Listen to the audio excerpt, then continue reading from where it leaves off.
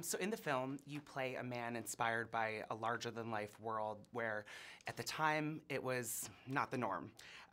What do you think made P.T. Barnum so accepting of the other, and what similarities do you see between yourself, his acceptance of other, and yourself?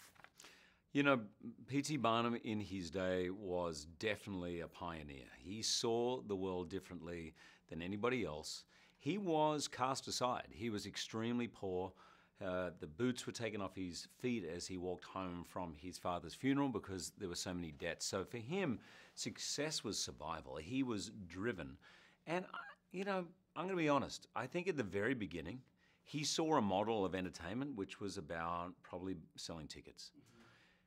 What he inadvertently created, and he really walked the talk, was this kind of family. He brought these people out of the shadows, out of basements, out of locked bedrooms in homes, people who'd been cast aside, and he celebrated them. He told stories about them. He made people love them. These people felt love for the first time, and they lived with him in his house. They funded him. At one point, he lost all his money. Tom Thumb was his backer. So he really walked the talk, and I think by the end had created this family that was really, really valuable to him. I'm curious to... Oh, go on. I feel I've only answered one of the 4 questions there.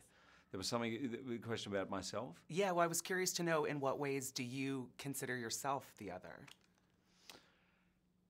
I'm not that proud to tell you a story. When I was a kid, wanting to do dance classes, and someone at the time, my father said, great, go and do dance, and someone had encouraged me. Said, dancing's for sissies, dancing's for sissies. I was 11. And so I didn't dance. I was not like Billy Elliot. I thought, oh, well, I don't want to be a sissy.